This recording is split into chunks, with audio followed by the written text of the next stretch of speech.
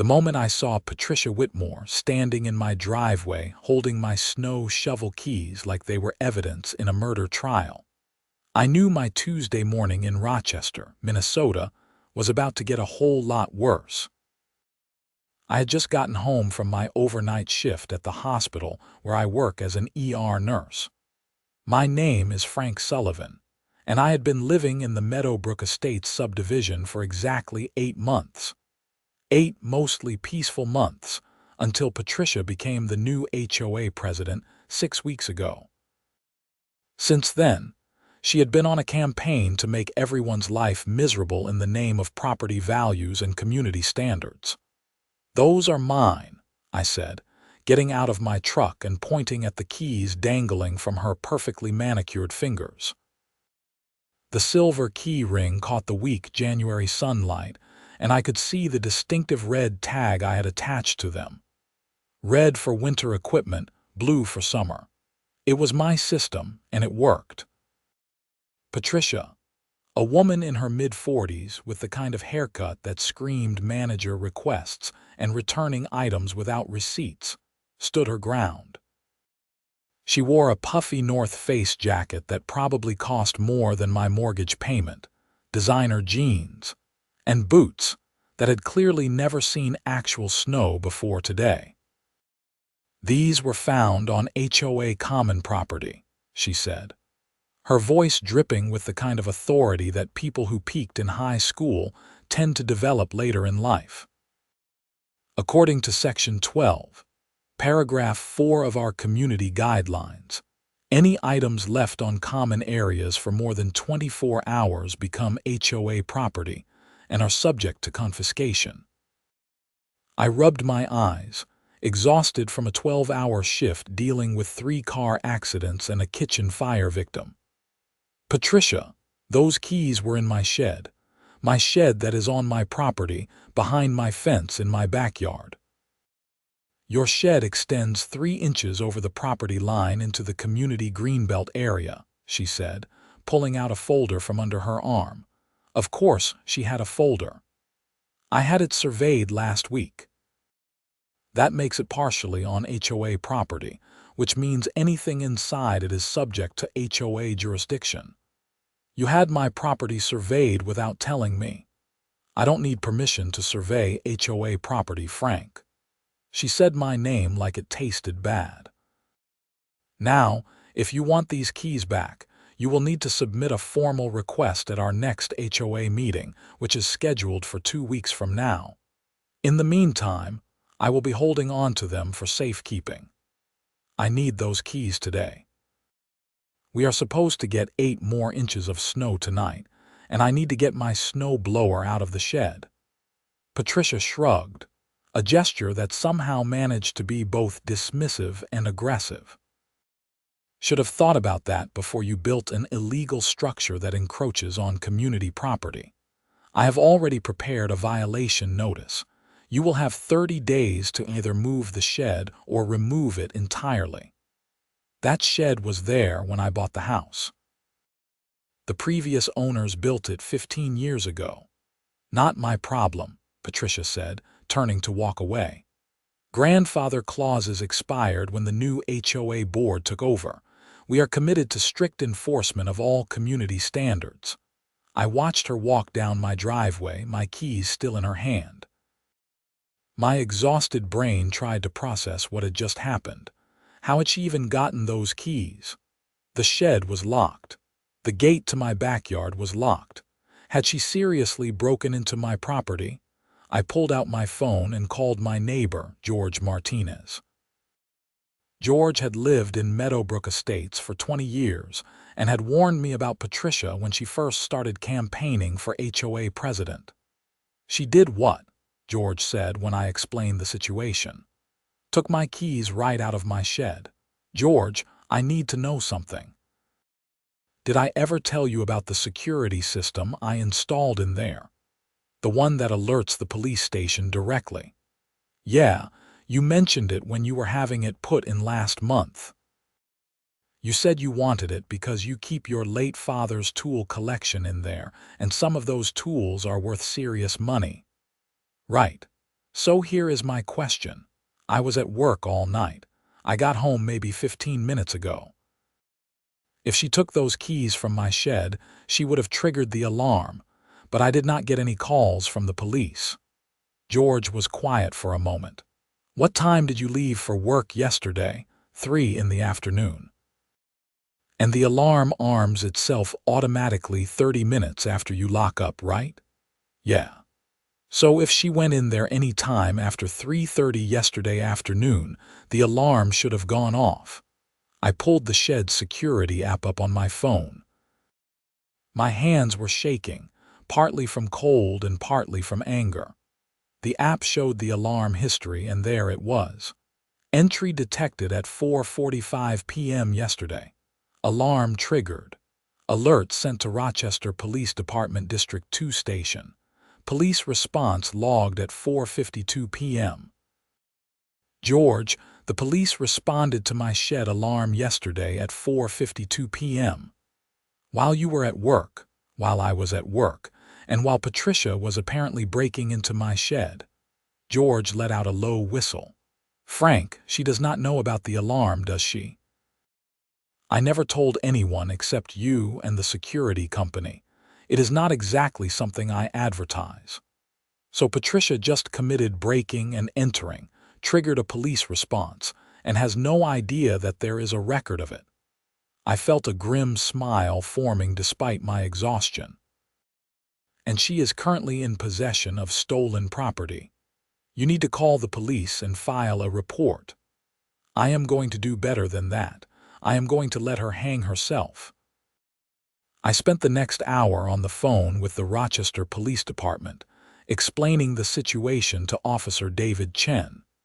He remembered responding to my shed alarm the previous day. He told me they had arrived to find the shed door slightly ajar and signs that someone had been inside. But since nothing appeared to be missing and I was at work and could not be reached for immediate questioning, they had filed a report and planned to follow up with me later. I can tell you what was taken now, I said. My snow equipment keys, and I can tell you who took them. Patricia Whitmore, the HOA president. She just confronted me in my driveway with them about 20 minutes ago. Officer Chen's interest level went from routine to very interested. She admitted to having keys that came from your shed. She is currently holding them hostage, claiming they are HOA property because my shed supposedly encroaches on community property by 3 inches. That is not how property law works, Officer Chen said. Even if the shed does encroach, which would be a civil matter, the contents of the shed are still your personal property. She cannot just take things from a locked structure. So what are my options? File a formal theft report, which I am taking right now. Then we will pay Miss Whitmore a visit and recover your property. Depending on her cooperation level, we may cite her for theft and breaking and entering. There is one more thing, I said. I want to know how she got into my shed. It was locked with a combination padlock. My backyard gate was also locked. She either picked the locks or somehow got the combinations. We will add criminal trespass to the list of questions we need answered. After I finished with Officer Chen, I did something I probably should not have done. I was exhausted, angry, and running on maybe 4 hours of sleep from the day before, but I got in my truck and drove to Patricia's house. It was 3 doors down from mine, a large colonial-style home with perfect landscaping and a 3-car garage. I knocked on her door. She answered wearing a different outfit, yoga pants and a designer hoodie that probably cost $200. Her expression when she saw me was pure annoyance. Frank, if you are here to argue about the keys, I already told you the process. I am here to ask you a question. How did you get into my shed? Something flickered across her face.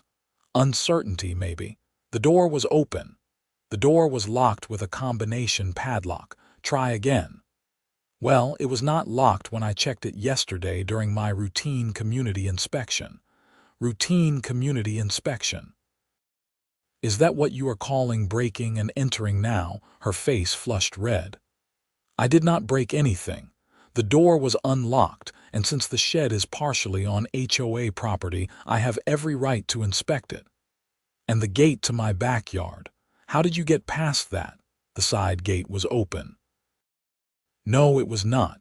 I check it every day before I leave for work. It was locked with a key lock."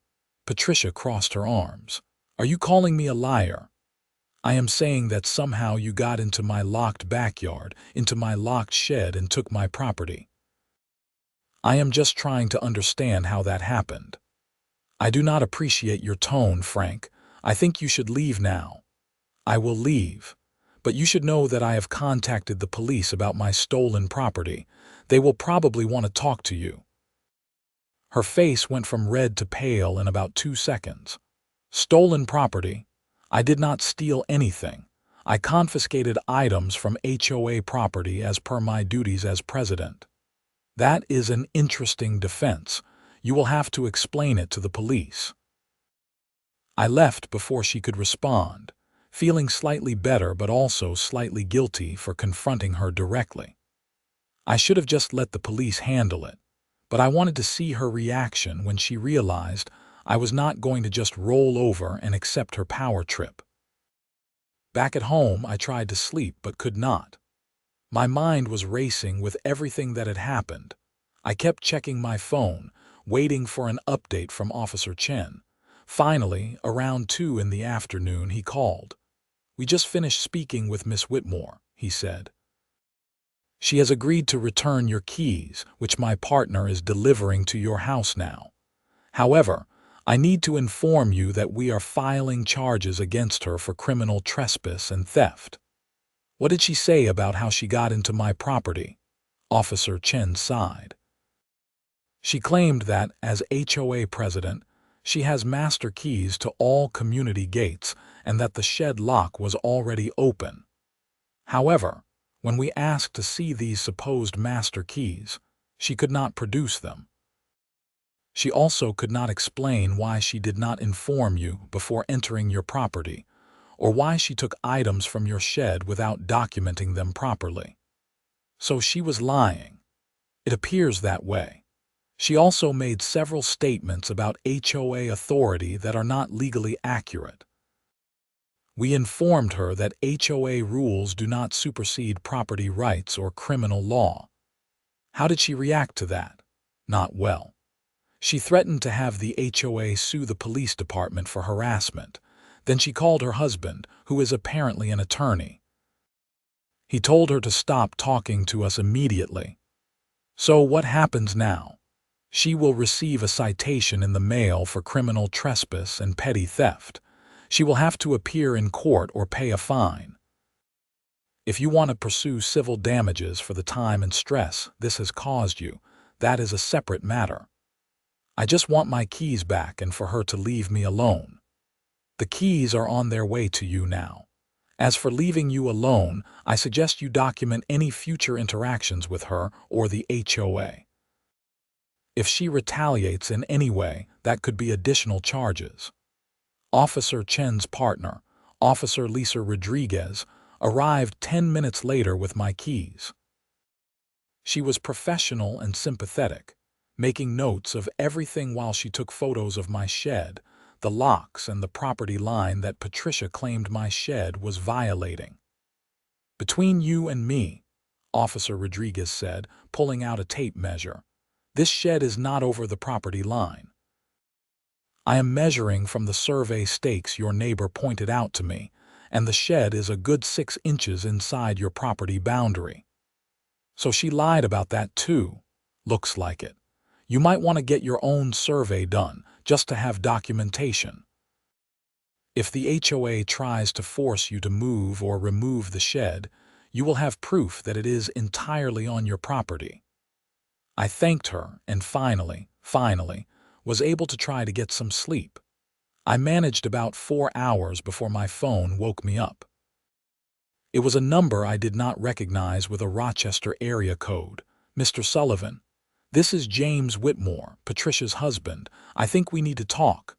I sat up in bed, trying to clear the sleep fog from my brain. Okay, my wife made a mistake today. She was overzealous in her HOA duties and did not fully understand the legal boundaries of her authority. She is willing to issue a formal apology and drop all HOA violations against you regarding your shed.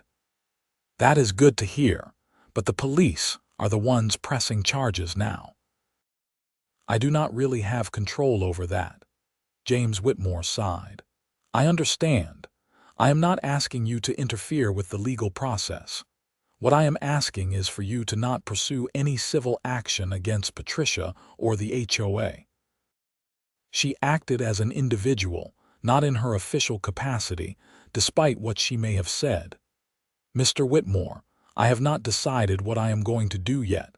I just got my keys back a few hours ago. I have not even processed everything that happened. I understand that, but Patricia is very stressed. She has been getting calls from other board members who are concerned about liability. The HOA insurance does not cover criminal actions by board members. I am sorry to hear that, but your wife broke into my property and stole from me. The stress she is feeling now is a consequence of her own actions. Frank, I am trying to be reasonable here. So am I. I will think about whether I want to pursue anything beyond the criminal charges. That is the best I can offer right now. I hung up before he could continue. My phone immediately rang again. This time it was George. You are not going to believe what is happening at Patricia's house right now, he said. What? There are cars everywhere. I count at least 6 different people who have shown up in the last hour. I think the HOA board is having an emergency meeting. At her house. Looks like it. Martha Henderson just showed up and she is the vice president. So did Tom Braddock and Susan Chen, the treasurer and secretary. They are probably trying to figure out damage control. Frank, you need to be careful. If they feel cornered, they might come after you harder. Let them try. I have done nothing wrong. But George's warning stayed with me. I got up and went through all my HOA documents, every letter, every notice, every communication I had received since moving in. I scanned them all and uploaded them to cloud storage. Then I went through my property deed, my home inspection report from when I bought the house, and every receipt related to my shed and its security system. If Patricia and the HOA wanted a war, I was going to be prepared. The next morning, I woke up to find a letter taped to my front door. It was from the HOA, signed by Martha Henderson as acting president. The letter stated that Patricia had temporarily stepped down from her position, pending resolution of recent events, and that all pending violations and actions against my property were being reviewed by the board. It was the kind of non-apology apology that organizations love to issue when they are worried about lawsuits. It admitted nothing while trying to make the problem go away. I took a photo of the letter and sent it to my own attorney, Sarah Mitchell, whom I had worked with when buying my house. She called me back within an hour. Frank, this is a mess, she said after I explained everything. I know.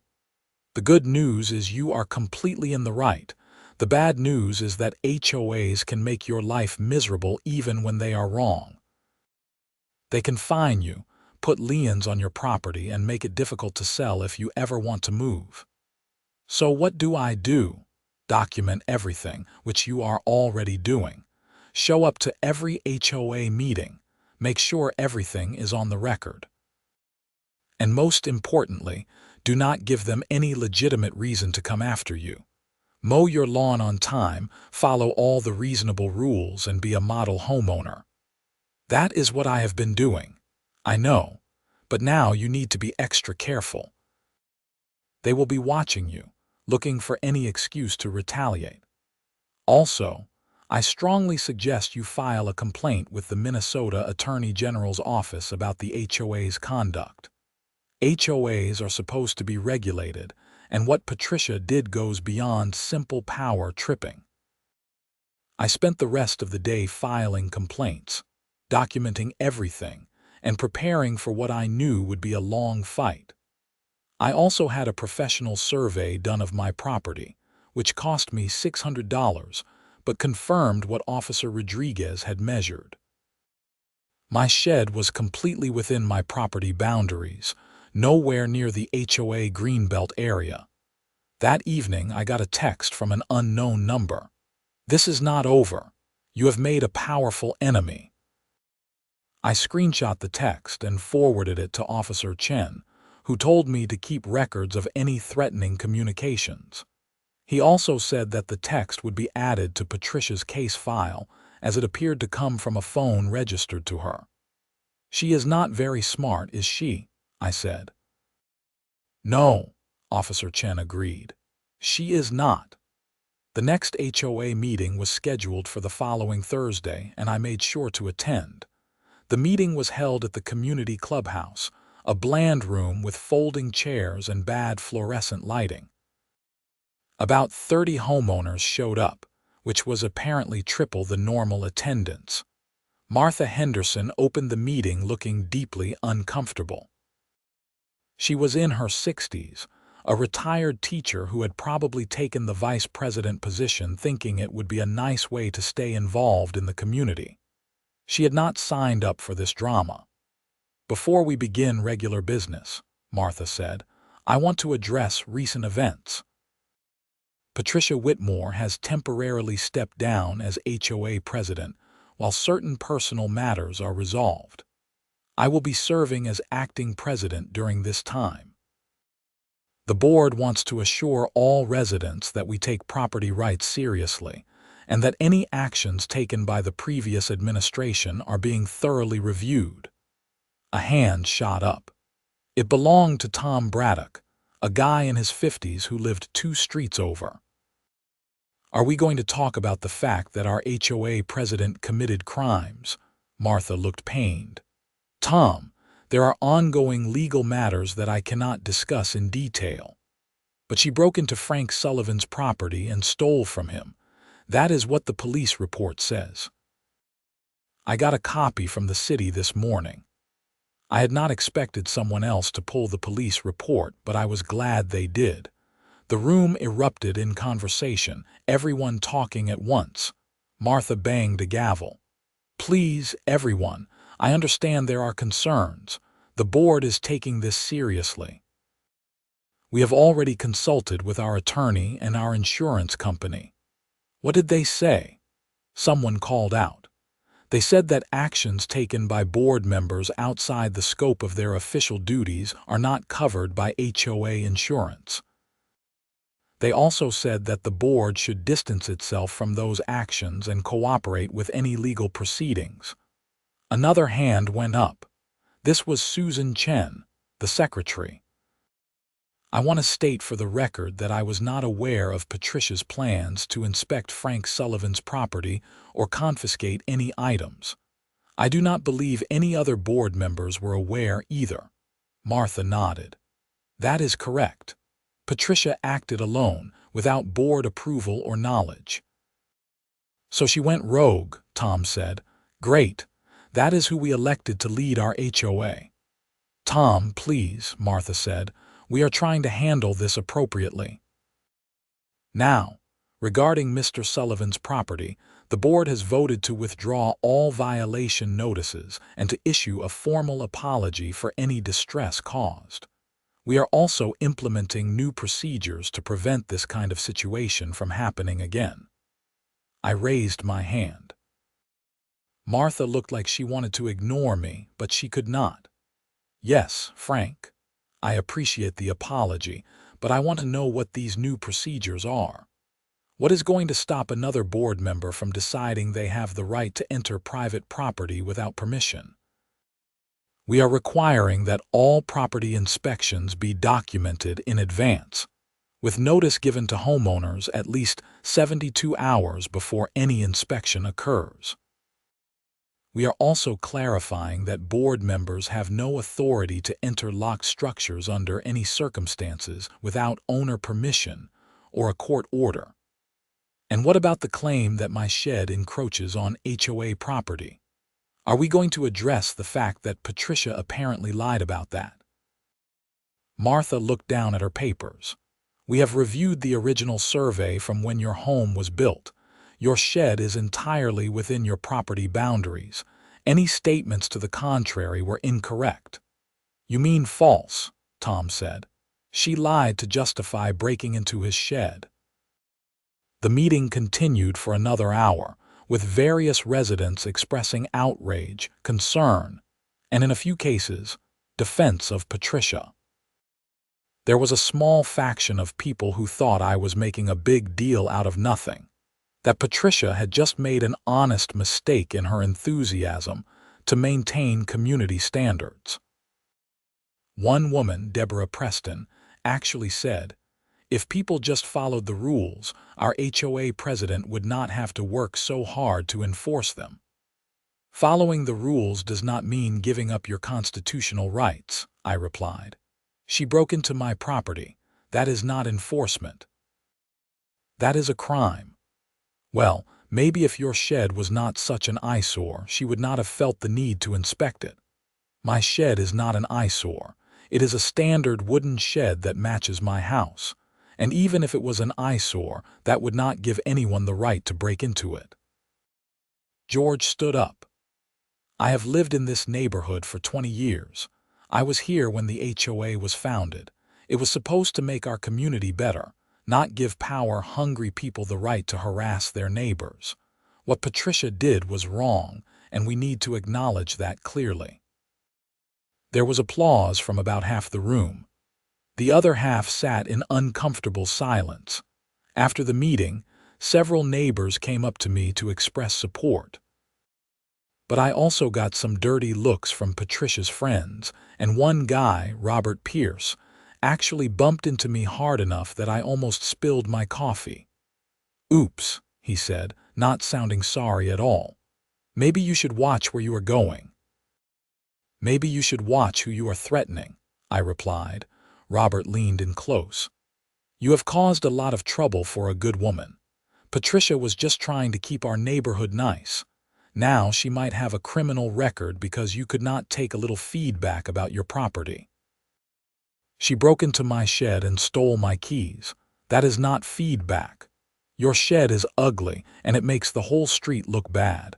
She was doing us all a favor by trying to get you to fix it. My shed is fine, and it is on my property. How about you mind your own business? This is my business." "Property values affect all of us." George stepped between us. "Robert, back off. Frank has every right to defend his property." Robert glared at both of us but walked away. George shook his head. "That is Patricia's next-door neighbor. They are friends. You are going to have to watch out for him." "Great. So now I have multiple enemies in my own neighborhood." "Not multiple. Patricia has a few loyal followers, but most people think she went way too far. You saw the room. Most people were on your side." I appreciated George's support, but the whole situation was exhausting. I had moved to Meadowbrook Estates because it seemed like a nice, quiet place to live. Instead, I had ended up in the middle of an HOA civil war. The following Monday, Patricia's court date arrived. I was not required to attend, but Officer Chen had suggested I might want to be there. I took a personal day from work and drove to the Rochester City Courthouse. The courtroom was small, used for minor offenses and civil matters. Patricia was there with her husband James, who was representing her. She looked tired and angry, wearing a conservative suit that was probably meant to make her look responsible and trustworthy. When her case was called, the judge, a woman in her 50s named Judge Karen Williams, reviewed the charges. "Miss Whitmore, you are charged with criminal trespass and petty theft. How do you plead?" James stood up. "Your Honor, my client pleads not guilty. We believe this is a misunderstanding that has been blown out of proportion." "Mr. Whitmore, you can make your arguments during the trial." "I am asking for your client's plea." "Not guilty, Your Honor," Judge Williams made a note. Trial is set for March 15th. Bail conditions remain as previously set. Miss Whitmore, you are to have no contact with the victim, Frank Sullivan, and you are not to go within 100 feet of his property. Do you understand? Yes, Your Honor, Patricia said, her voice tight. Good. Next case. The whole thing took maybe 3 minutes. I felt oddly disappointed. I had expected something more dramatic, more satisfying. Instead, it was just bureaucratic procedure. Outside the courthouse, James Whitmore caught up with me. Frank, please, let us settle this. Patricia will pay for any damages, apologize formally, and resign from the HOA board. All we are asking is for you to agree to a plea deal that keeps this off her record. That is not up to me. The prosecutor is the one charging her. But if you tell the prosecutor you do not want to pursue this, they will likely drop the charges. Why would I do that? She committed crimes. She made a mistake. She is a first-time offender. Do you really want to ruin her life over some keys? She made multiple deliberate choices. She broke into my property, lied about why she did it, stole from me, and then tried to use her HOA position to justify it. Those are not mistakes. Those are crimes. James's expression hardened. You are going to regret this. Is that a threat? It is a prediction. Patricia has a lot of friends in this community and in this city. You are making enemies you do not want to have. I will take my chances. I walked away, my heart pounding. I did not like confrontation, but I was not going to let them bully me into letting Patricia off the hook. The next few weeks were tense. I kept getting weird incidents around my property. Someone dumped garbage on my lawn one night. Another night, someone let the air out of my truck tires. I installed security cameras around my entire property, front and back, and caught Robert Pierce on camera spray painting "snitch" on my fence. I turned the footage over to the police, and Robert got his own citation for vandalism. This only made things worse. Now both Patricia and Robert were facing charges, and their group of supporters were convinced I was some kind of neighborhood tyrant who was using the police to harass good people. The irony of being called a snitch for reporting actual crimes was not lost on me. The situation escalated when I received a formal notice from the HOA attorney demanding that I appear at a special hearing to address my pattern of hostility toward the HOA board and community members. The notice cited multiple complaints about me, including aggressive behavior at HOA meetings, filing false police reports against community members, installing security cameras without HOA approval, creating a hostile environment for neighbors, refusing to maintain community standards for my property. Every single item was either false or a distortion of what actually happened. I had not been aggressive at meetings. I had not filed false reports. My security cameras were allowed under both city law and HOA rules. I had not created any hostile environment, and my property was perfectly maintained. I called Sarah Mitchell immediately.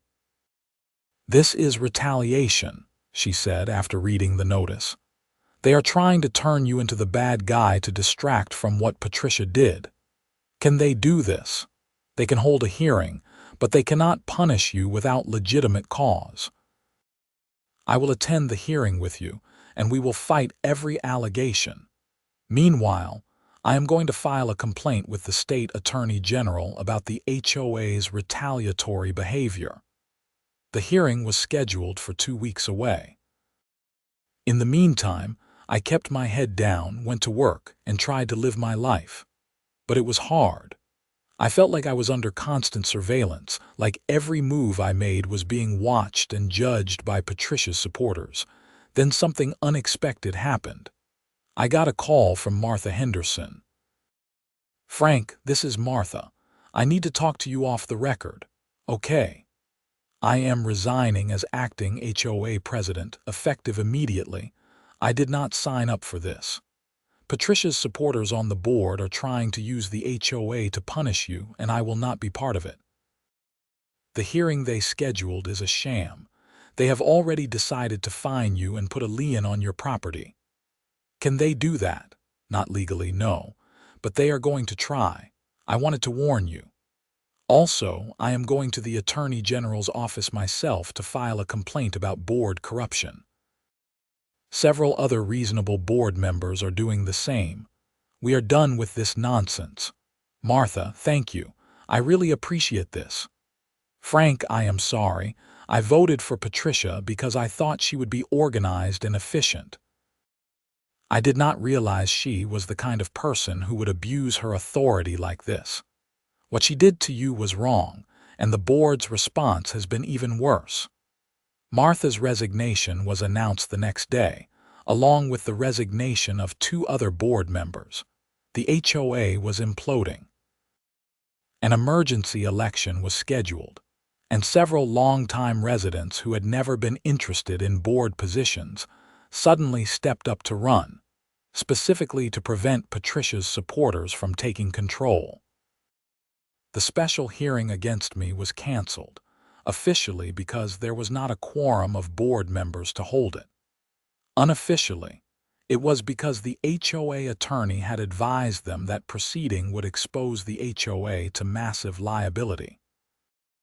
In early March, about a week before Patricia's trial date, I got a call from the prosecutor handling her case, a woman named Assistant District Attorney Jennifer Morrison.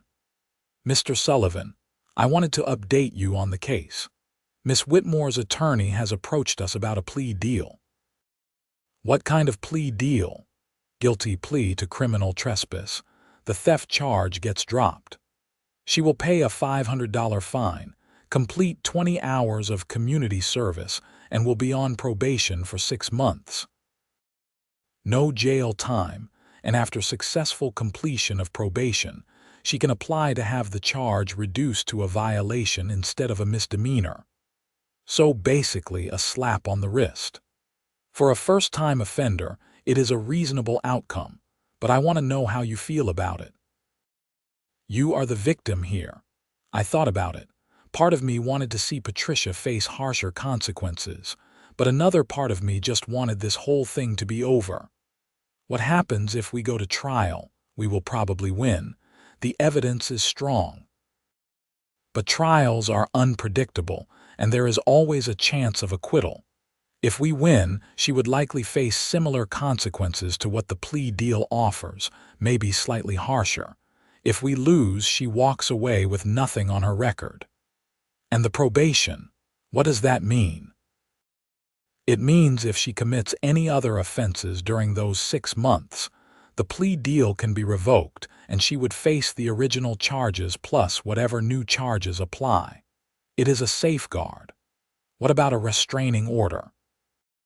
That is civil, not criminal, but I can recommend to the judge that a no-contact order be made part of the plea conditions. She would be prohibited from any contact with you or your property.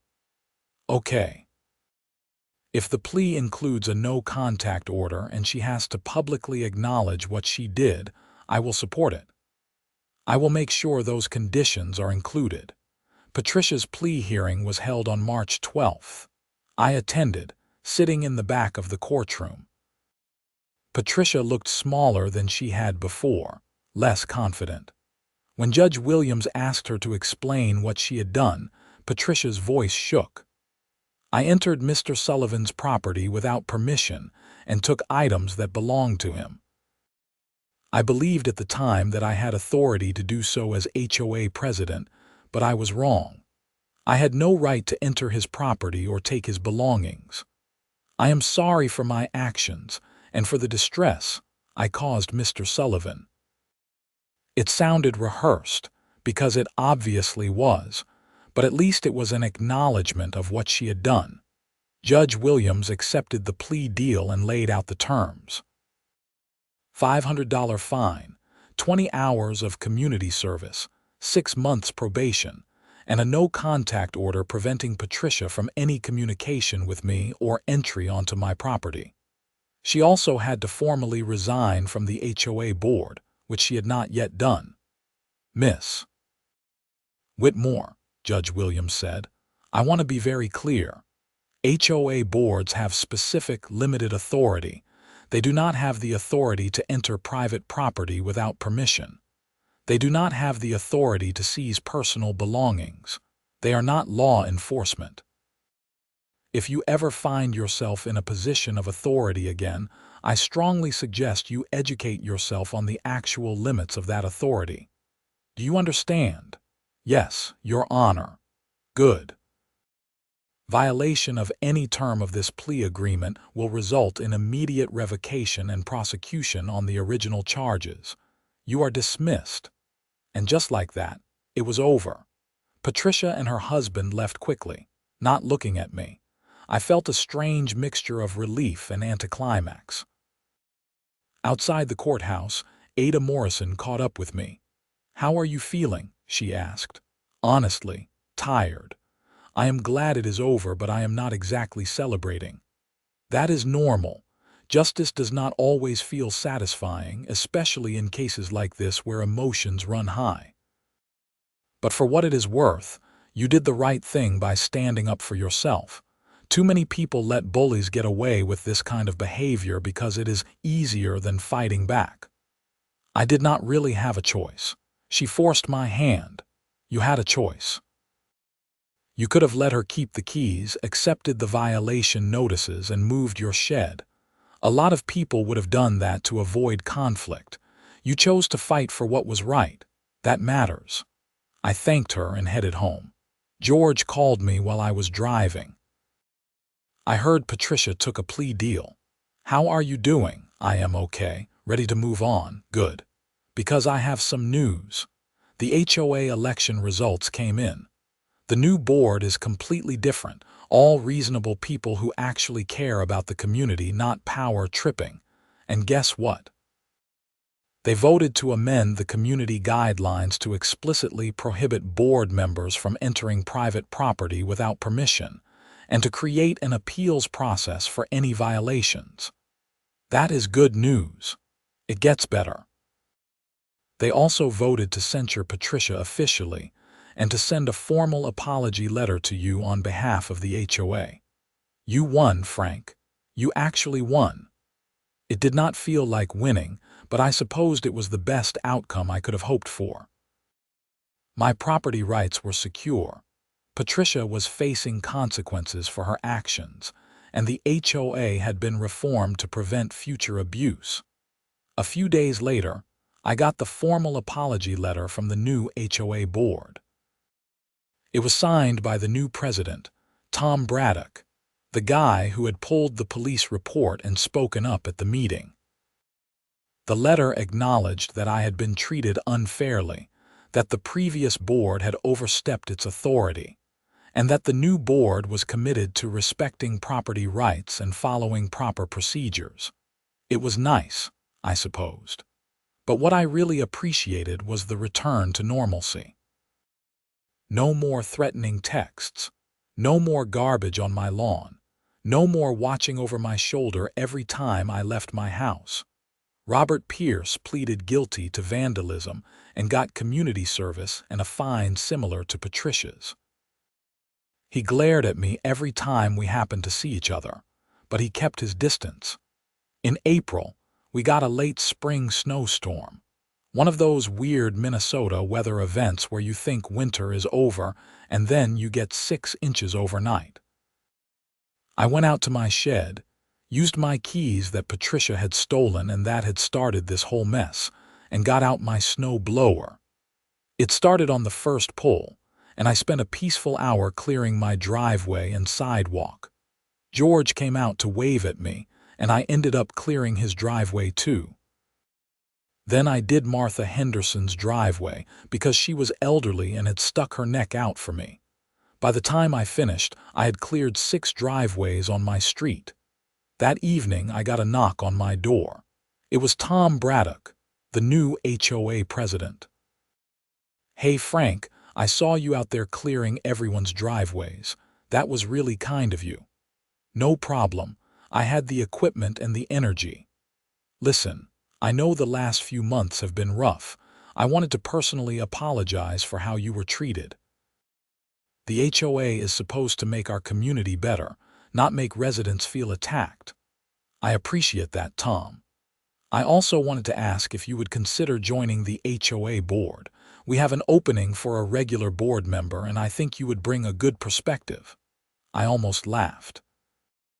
After everything I had been through, the idea of joining the HOA board seemed absurd. I do not think I am the right person for that, I said.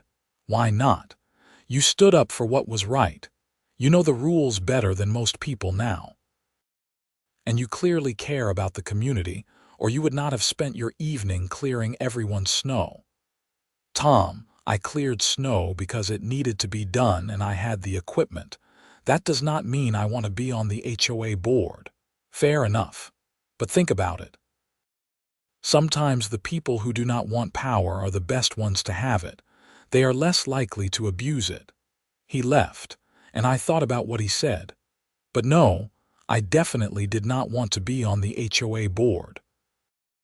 I just wanted to live my life, go to work, and not have to deal with property disputes and criminal charges. Over the summer, things continued to improve. The new HOA board was competent and reasonable. They focused on actual community issues like maintaining the common areas, organizing neighborhood events, and keeping the streets safe. They did not obsess over minor rule violations or harass homeowners. Patricia and James Whitmore put their house up for sale in June. I heard through the neighborhood gossip chain that James's law firm had strongly suggested that Patricia's criminal record, even as a misdemeanor, was bad for his career prospects. They were moving to a different suburb, somewhere with no HOA. I did not feel sorry for them. Actions have consequences, and Patricia had made her choices.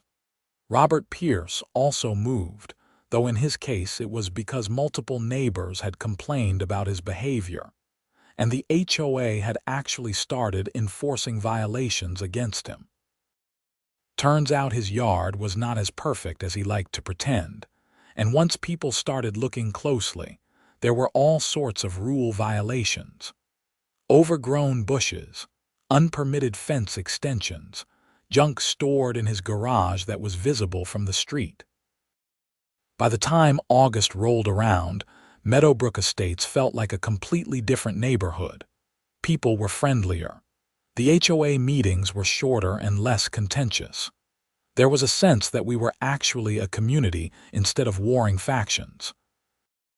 I was sitting on my back deck one evening, enjoying a beer and watching the sunset when my phone rang. It was Sarah Mitchell, my attorney. Frank, I wanted to give you a final update on the HOA situation. Okay. The Attorney General's office completed their investigation into the HOA's conduct. They found multiple violations of Minnesota HOA regulations, including improper enforcement procedures, failure to maintain proper records, and retaliation against members who complained. The HOA has been fined and is required to undergo governance training. Is any of that going to affect me? No, you are in the clear. But I wanted you to know that your complaints, along with Martha Henderson's and several others, led to real change. The state is now monitoring the HOA to make sure they follow proper procedures going forward. That is good news. It is. You did good, Frank. You stood up to a bully and helped make your community better. Not everyone would have had the courage to do that. After I hung up, I thought about everything that had happened. It had started with something so small and stupid, keys to a snow shovel. Patricia could have just knocked on my door and talked to me about the shed if she really thought it was a problem. Instead, she had chosen to break in, steal from me, and lie about her authority. And that choice had cost her everything. Her position, her reputation, her home, and her clean record. I did not take pleasure in her downfall, but I did not regret standing up for myself either. Property rights matter. The rule of law matters. And people with a little bit of authority need to understand that their power has limits. My shed still stood in my backyard, completely within my property boundaries, housing my late father's tools and my snow equipment. The alarm system was still active, still connected directly to the police station. I had never told Patricia about that alarm, and I probably never would get the chance to see her reaction when she learned that her breaking and entering had been recorded and reported in real time. Sometimes the best revenge is just letting people experience the consequences of their own actions. I finished my beer and went inside. Tomorrow was a work day, another 12-hour shift at the hospital. Life went on as it always does. The drama with Patricia and the HOA was just a chapter, an unpleasant one, but now it was closed. I had my keys. I had my property. I had my peace of mind. And somewhere in another suburb, Patricia Whitmore was learning that being an HOA president does not make you above the law. That was enough for me. The next morning, I woke up early and decided to do some maintenance on my shed. It had been through a lot, symbolically if not physically, and I wanted to make sure everything was in good shape. I checked the locks, tested the alarm system, and organized the tools inside. My father had been a craftsman, a carpenter who took pride in his work and his tools. He had passed away 3 years ago, and his tool collection was one of the few things I had to remember him by. Each hammer, saw, and level had a story. He had taught me how to use them, how to maintain them, how to respect good tools and the work they could do. When Patricia had broken into my shed and taken those keys, she had not just violated my property rights. She had violated something more personal. This was not just about winning an argument with an HOA president. It was about protecting something that mattered to me. I spent an hour in the shed, cleaning and organizing, and then I locked it up securely. The alarm system beeped to confirm it was armed. 30 minutes from now, anyone who tried to enter without the code would trigger an immediate police response. I smiled, thinking about how Patricia must have felt when the police showed up while she was in there. Or maybe she had already left by then. I had never gotten the full story of exactly what the police had found when they responded to the alarm. Actually, I realized I could get that full story. I pulled out my phone and called Officer Chen. "Frank, how are you? I heard the case got resolved." It did. Patricia took a plea deal. But I was curious about something. When you responded to my shed alarm that day, what exactly did you find? Officer Chen chuckled. I was wondering when you would ask about that. We got the alarm call at 4:47 p.m. We were in the area, so we responded within 5 minutes. When we arrived, the shed door was open about 6 inches. We could see that items inside had been disturbed. There were muddy footprints on the floor and the lock had been picked. We found the pick still in the lock, actually. Patricia picked the lock herself. Well, someone did. We secured the scene and tried to contact you, but you were at work. We did a check of the surrounding area and found fresh footprints in the snow leading from your shed to the side gate, which had also been picked. We followed the prints to the street, but they disappeared there. Did you see Patricia? Not at that time, but we did collect evidence from the scene. The footprints were from women's boots, size 8. The lock pick was a cheap one, the kind you can buy online, and we found several strands of hair caught on the shed door frame. Hair. Yes. We collected it as evidence.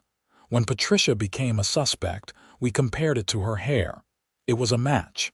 So you had her dead to rights even before she admitted to having my keys. Absolutely. The evidence was solid. That is why her attorney advised her to take the plea deal. If it had gone to trial, we would have presented the forensic evidence, the alarm logs, the footprints, and her own admission that she had the keys. She had no defense. I wish I had known all this earlier. It would have made me feel better during the whole process. I know, but we had to be careful. We did not want to compromise the case by sharing too much information before charges were filed.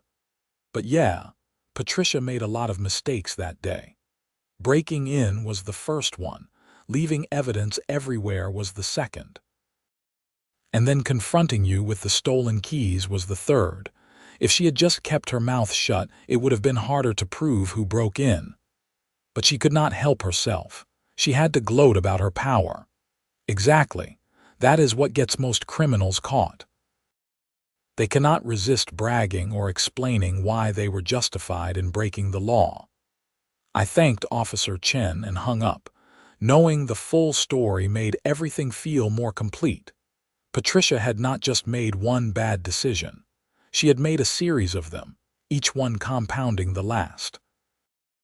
I went inside and made breakfast, then got ready for work. The hospital was busy that day, as it usually was.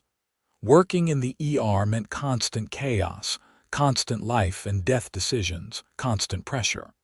But it also meant that when I came home, neighborhood drama seemed small by comparison. After work, I stopped by George's house. He invited me in for coffee, and we sat in his kitchen talking about everything and nothing. George had become a good friend over the past months, and I was grateful for his support. "You know what I realized," George said. "The whole situation with Patricia probably saved the HOA. If she had not gone so crazy and forced everyone to pay attention, the board would have kept getting worse. Now we have actual accountability. I guess that is a silver lining. It is more than that. You changed the culture here, Frank. You showed people that they do not have to just accept whatever the HOA says. They have rights, and those rights matter. I was just trying to get my keys back. No, you were standing up for yourself, and that inspired other people to stand up too. Martha quit. Other board members quit. New people stepped up. The whole organization changed because you refused to be bullied."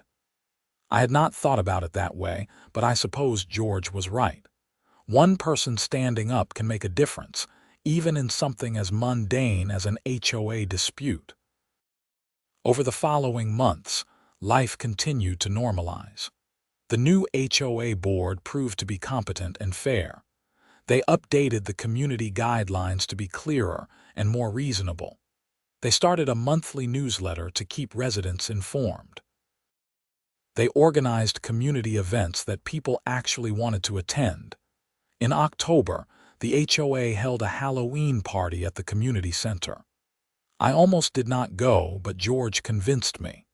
It turned out to be fun, just neighbors being neighborly, kids in costumes, adults enjoying food and conversation. Tom Braddock pulled me aside at one point. "I just want you to know, Frank, the board really appreciates how you handled everything.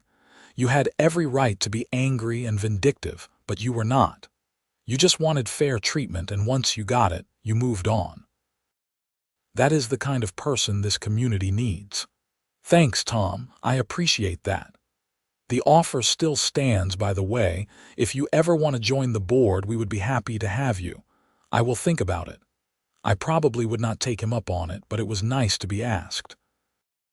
In December, almost a year after Patricia had broken into my shed, I got a letter in the mail from her attorney. I almost threw it away without opening it, but curiosity got the better of me. The letter was short. Patricia wanted to express her sincere apologies for her actions and for the distress she had caused me. She acknowledged that she had been wrong to enter my property and take my belongings. She hoped that I could find it in my heart to forgive her, and she wished me well. It was probably something her probation officer had suggested she do, a final gesture to show she had learned from her mistakes. I read it twice, trying to decide how I felt about it. I decided I did not feel anything much at all. Patricia was part of my past now, a cautionary tale about what happens when people let a little power go to their heads. I did not need to forgive her or hold a grudge. I just needed to move forward. I filed the letter away with all the other documents from the case and did not think about it again. When the first snow of the season fell in January, I went out to my shed without hesitation. I unlocked it with my keys, the same keys Patricia had stolen, and I pulled out my snow blower. It started on the first pull, and I cleared my driveway, then George's, then several other neighbors' driveways. It was peaceful work, meditative almost. The snow was fresh and clean, the air was cold and clear, and I was doing something useful for my community. This was what neighborhood life should be about. People helping people, not fighting over imagined violations and property lines. As I worked, I thought about everything that had happened. The break-in, the confrontation, the police involvement, the court case, the HOA drama. It had been exhausting and stressful, but it had also taught me something important. Standing up for yourself matters.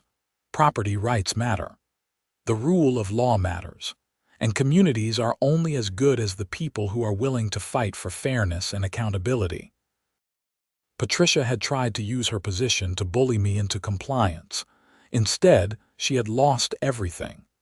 The HOA had tried to retaliate against me for defending myself. Instead, they had been reformed from the inside out.